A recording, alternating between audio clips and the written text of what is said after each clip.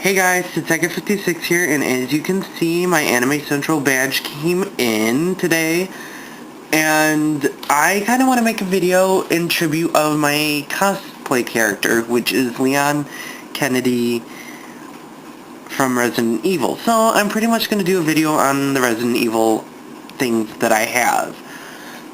If you guys remember from my tour of my room, you guys saw this lovely character, Chris Redfield from Resident Evil 5, and if this is my figure, I would like to get the Sheva Alomar figure hopefully this year if they have her. He's epic. He's pretty epic. He's pretty realistic, and he's pretty accurate to the game, how he looks in the game. He has his bow knife, and the cool little walkie-talkie thing, earpiece. And then he comes with 3 guns. He comes with his pistol, this little thing which actually goes in the holster, but for some reason keeps slipping out once it wants to show you guys it's there. The shotgun, and then one of the machine guns. I'm sorry if anyone who knows what this is kind of irritated, but I'm not a gun fanatic. I have no idea what it is. So if you'd like to post on my wall and sit there and say it's this Second56, I have no qualms with you guys doing that. So that's pretty much the only figure I have of Resident Evil, and now I'll go into the games. I have pretty much all the games except for the Nintendo 3DS, but I'm not going to spend $300 on a 3DS for only one game.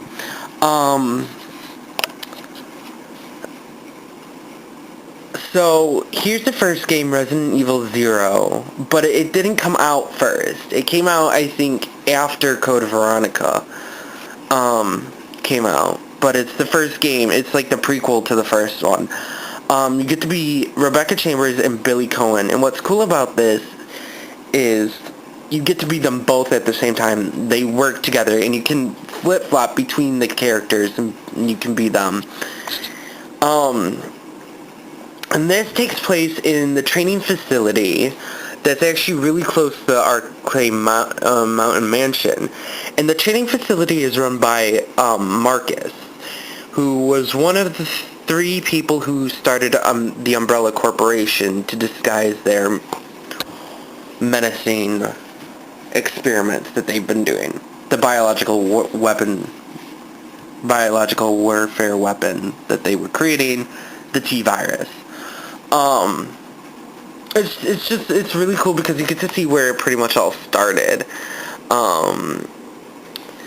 So the second one that's in the series, which is technically the first one, is Resident Evil, where you get to see actually Rebecca later on in this game, because she's searching for the rest of her team that got lost.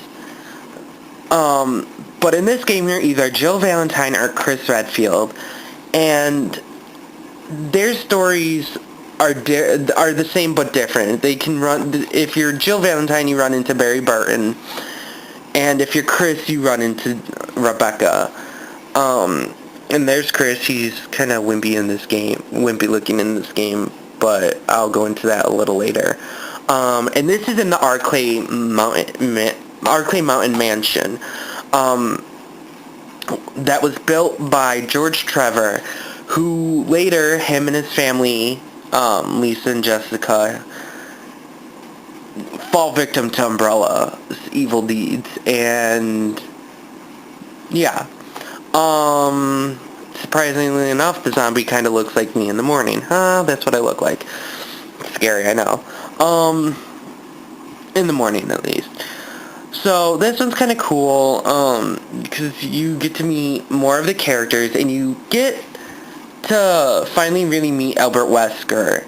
And you see him in Zero, but you only see him in the cutscenes. Here you kind of get to meet him and realize that this is the STARS unit. The second game, which is pretty much my all-time favorite game, it's actually, they're all my favorite games, but this one's at the top, is Resident Evil 2. It takes place in Raccoon City, not outside of Raccoon City like the first two, but in Raccoon City in the RPD station, the Raccoon Police Department station. And you get to be one of two characters, Claire Redfield, who is searching for her brother Chris, or Leon S. Kennedy, who is going to his first day as a rookie cop. And again, you can either be you can either be Leon or Claire, and their stories coincide with each other. If you're Claire, you get to run into Sherry Birkin, who is the daughter of William Birkin, one of the people, when he was younger, he actually worked with Wesker at Umbrella and kind of helped develop the G-Virus and was working on the G-Virus.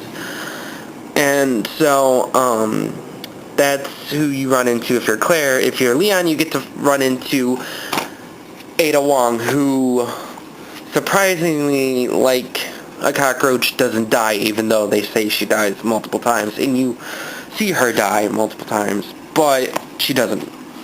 So this one's pretty cool. This one's my favorite out of all of them. Next is probably my least favorite, Resident Evil 3 Nemesis, just because of this beautiful creature right here.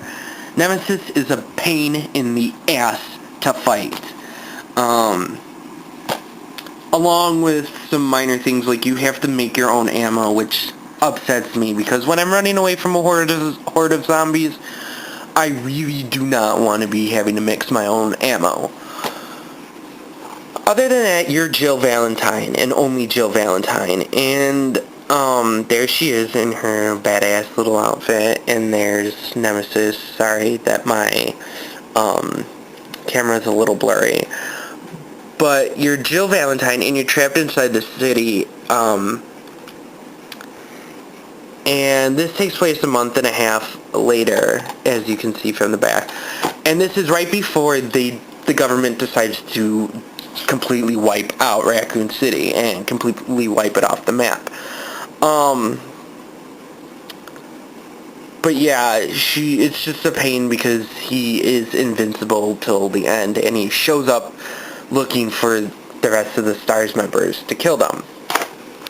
Now, a sidestep from that, and it's only like a very little sidestep, it's still part of the main game, but it's, like I said, a sidestep from it, is Code Veronica X. Where you get to be Claire Redfield, and she does meet up with Chris. Yay, brother-sister team back together. And I have to say my favorite characters are Jill, Chris, Claire, and Leon. They're the I consider four main characters because they constantly show up in the games, and yeah. I do also have to say I absolutely love Wesker. He's kind of like a badass villain in this series. But anyways, so you're Claire Redfield, and she's following a lead, and she gets herself arrested and thrown into the Rockford Island prison that is run by Alfred Ashford, who is the sibling of Alexia Ashford, who is one of the villains in this game. And they are the descendants of one of the three people who formed the Umbrella Corporation. She runs into Steve Burnside, who is actually a cool character, even though, sadly, he does perish. But still, he's a cool character. We see more of Wesker in this game as well. And him and Chris fight, and it's pretty cool.